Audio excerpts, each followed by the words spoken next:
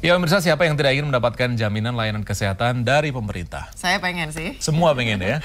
Dan tahun ini masyarakat Indonesia mendapat kado tahun baru berupa asuransi kesehatan yang menjamin semua penyakit termasuk penyakit berat. Yaitu namanya Jaminan Kesehatan Nasional atau JKN. Jaminan Kesehatan Nasional ya.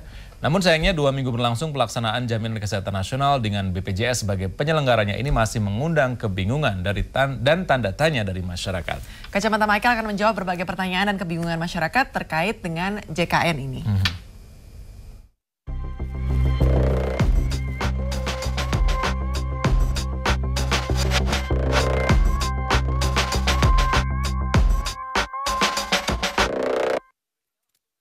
Pemirsa, memasuki tahun 2014, pemerintah memberikan hadiah kepada masyarakat berupa layanan kesehatan yang disebut BPJS.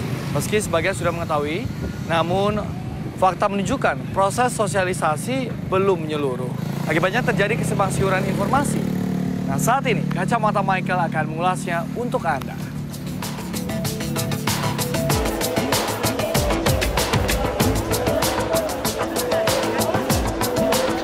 Hampir 2 minggu berlalu, layanan Badan Penyelenggara Jaminan Sosial atau BPJS Kesehatan belum sepenuhnya dimengerti masyarakat. Berbagai pertanyaan terlontar saat saya mendatangi pemukiman di kawasan Jakarta Pusat. BPJS Kesehatan, Ibu tahu nggak soal itu? Oh, nggak tahu itu, makanya saya mau nanya tuh. Kita masih belum jelas untuk untuk manfaatnya. Ibu tahu soal BPJS? Apa tuh? Nggak tahu ya Bu ya, sama sekali. Disuruh ke Askes kalau mau bikin, jadi bilang KJS sudah nggak berlaku lagi gitu. Jadi saya belum bikin lagi. Ibu sempat bingung nggak? Ya bingung, saya nggak dikasih tahu, baru tahu tadi. Ibu tahu sekarang ada layanan BPJS? Ada sih, tapi saya belum biasa pakai KJS aja. Kan baru ini kan. Udah daftar? Belum. BPJS, kalau dari ini sih tahu paling dari ini ya, melalui TV gitu. Tapi Ibu sendiri nggak tahu kegunaannya? Kegunaannya untuk apa itu ya?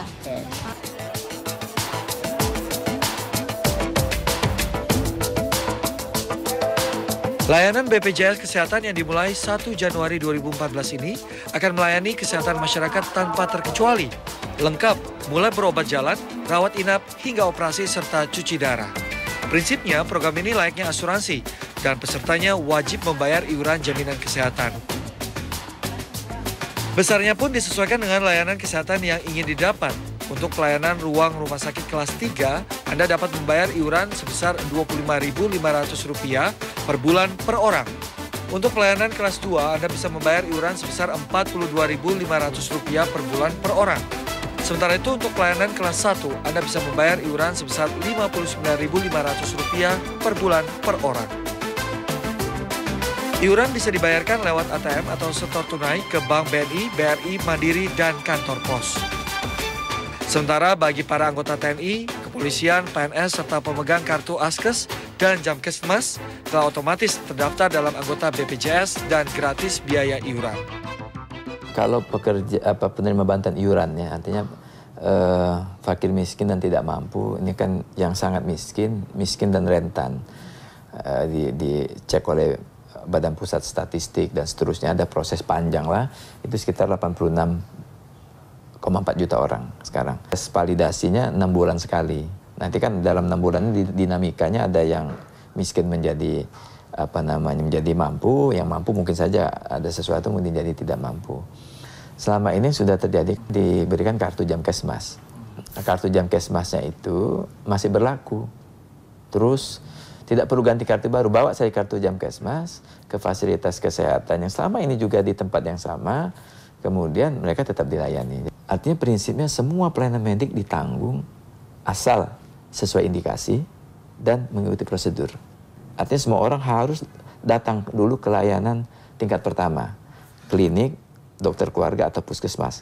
Berobat di situ dulu, kalau di situ kemudian tidak mampu mengatasi, baru kemudian dirujuk di rumah sakit berjenjang. Ada rumah sakit tipe B atau tipe C, D dulu, kemudian tipe B atau A. Ini yang masyarakat kadang-kadang tidak sabar. Sakit langsung ke rumah sakit. Jadi semua persoalan kesehatan, semua pelayanan medik itu ditanggung. Walaupun kita tidak berharap kita menggunakannya. Cuci darah, operasi jantung terbuka, katastropik yang mahal, katakanlah harus cangkok ginjal ya. Cangkok ginjal itu kan sekali operasi kan bisa 250 juta ya.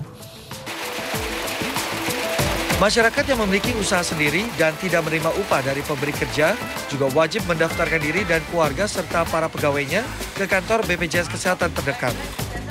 Tak terkecuali, para pembantu rumah tangga juga wajib didaftarkan oleh para pemberi kerja. Nah, pastikan Anda menyiapkan segala kelengkapan administrasi sebelum ke kantor BPJS Kesehatan. Datang buat fotokopi KTP atau fotokopi KK, pas foto 3x4 berwarna, 1 lembar. Nah, sampai di kantor BPJS, di situ dia tentu mengisi formulir ya, isian.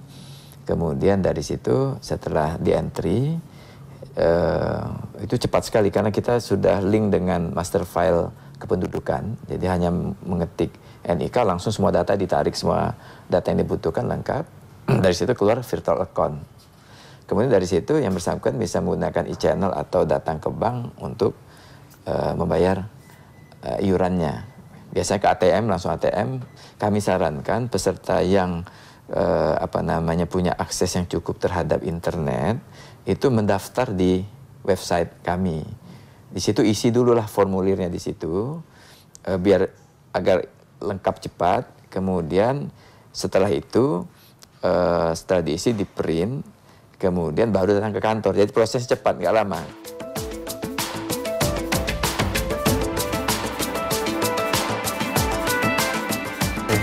Pemirsa, tentu kita harapkan layanan BPJS ini bisa membantu melayani kesehatan semua lapisan masyarakat, termasuk warga miskin. Dan semoga saja dengan layanan BPJS ini, nantinya istilah orang miskin di ladang sakit tidak pernah ada lagi. Demikian Kacamata Michael untuk saat ini. Kita akan jumpa lagi dengan topik berbeda minggu depan. Jadi simak terus Kacamata Michael. Jadi kalau ibu sendiri apa, Bu, keluhannya BPJS? Nggak sama sekali.